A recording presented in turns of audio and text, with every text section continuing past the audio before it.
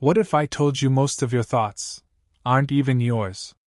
Every belief, reaction, and decision you make has been shaped, engineered, by systems you barely notice. Sound like a conspiracy? It's not. It's just how the world really works.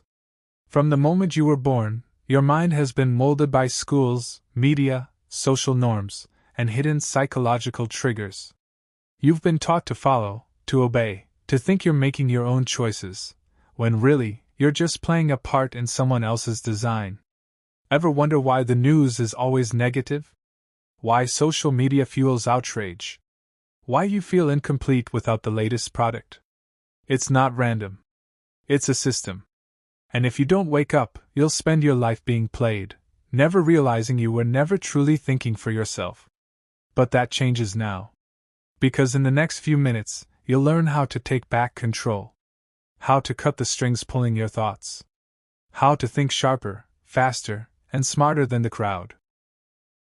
But be warned, once you see the truth, you can't unsee it. And that kind of awareness? It makes you dangerous. Chapter 1. The Mind Trap You Don't Know You're In. Imagine a courtroom. Your brain's on trial. The prosecution? Your biases. The defense? Your ego. And the judge?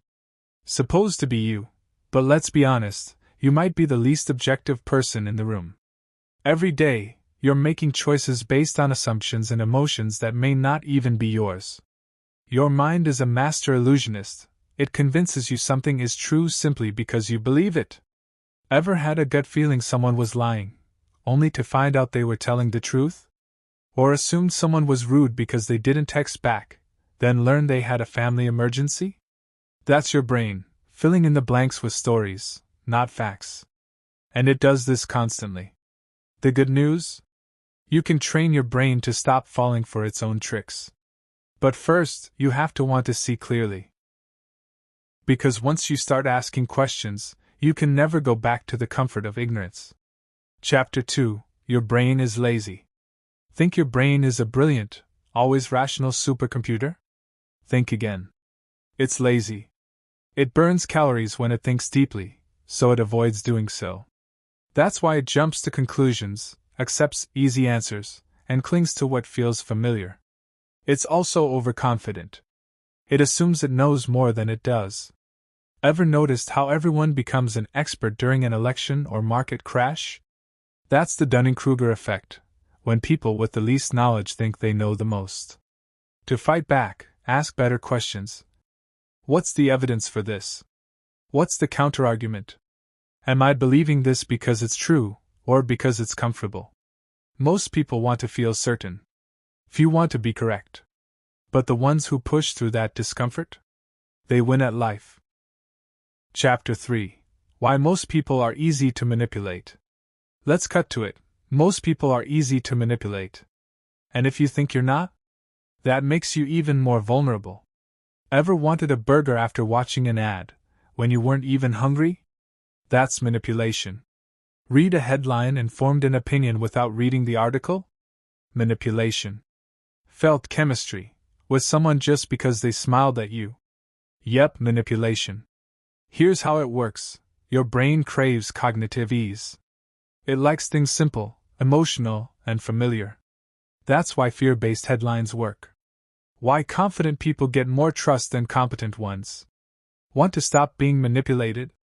Pay attention to your emotional reactions. When you feel angry, scared, or hyped, pause and ask, who benefits from me feeling this way? What evidence do I actually have? Would I still believe this if it were presented differently? The people who react fastest are the easiest to control. The ones who pause and question. They're the hardest to fool. Chapter 4. Emotion versus Logic, the Hidden War. Ever promised to stay calm in an argument, only to blow up the second someone rolled their eyes? Logic doesn't run the show, emotion does. Your brain processes emotion faster than logic. That's why you jump when you hear a loud noise, before you even know what it is. Your logical brain is always playing catch-up. Worse, your emotions are shaped by past trauma, bias, and even your sleep schedule. So when you make decisions in the heat of the moment, You're not being rational, you're being reactive. To fight back, create distance. When a strong emotion hits, pause. Ask, is this based on facts, or just a feeling? If I were calm, would I still make the same choice? The more distance you create between feeling and action, the more control you take back. Chapter 5: The Echo Chamber Controlling You. Ever noticed how your social feed seems to agree with you all the time? That's not a coincidence. It's an algorithm. It feeds you what you want to see, because it knows that agreement feels good. But that comfort comes at a cost. You stop being exposed to new ideas. You start mistaking repetition for truth. The solution? Break your own echo chamber. Read opposing views. Follow people you disagree with, not to change your mind, but to sharpen it. Great thinkers don't cling to beliefs. They test them, constantly. Chapter 6: Ask Smarter Questions. Want to level up your thinking? Don't just collect facts, ask better questions. Weak question: is this true? Stronger: what would prove this wrong? Or, who benefits from me believing this? Most people don't ask these things. They follow their gut, parrot headlines, and assume what feels right is right. But if you want clarity, start asking, how do I know this?